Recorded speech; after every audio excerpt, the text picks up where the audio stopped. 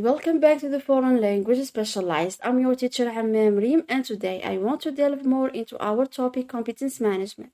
So, what's competence management? What are the strategies to manage competence, and how does the competence management process work? Well, in our last lesson, I covered a few of definitions related to competence management, and today I want to add to that definitions more a bit clarification. Now, competence management consists of developing the skills of each member of company to achieve its objectives. Where competence management only selects, competence management works on collective intelligence to develop behaviors at work that promote collective success. This strategy is particularly effective in business. It increases overall performance but also enhances human capital. Everyone's individual skills are developed equitably, which helps maintain the employability, competitiveness, and motivations of all employees. What are strategies to manage competence? Managing competence requires the implementation of appropriate processes and tools to achieve the objective set. In particular, it is appropriate to carry out a competence diagnosis by putting into perspective the hierarchical properties of the company, business strategy, talents to be retained, etc. The competence held in this analysis results in identification of the skills to be developed or required through recruitment, while taking into account the individual needs of employees.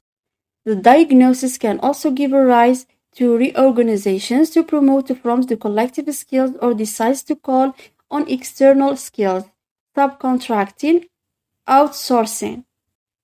How does the competence management process work? The competence management project is gradually being implemented in the company.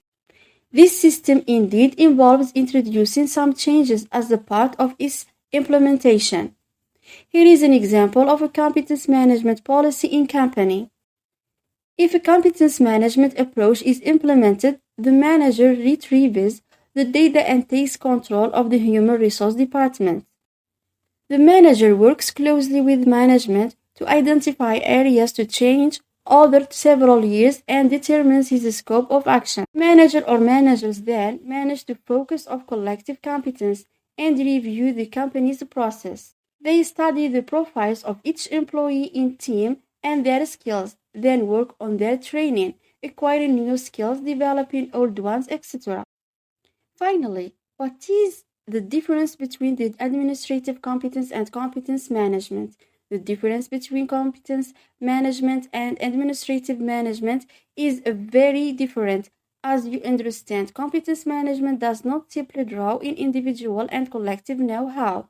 It allows individuals to be managed to enable them to align with employees' strategy and values.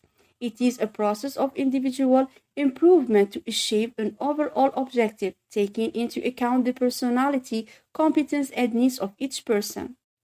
Alright, how about a quick recap of this lesson? First, competence management enhances the human capital skills.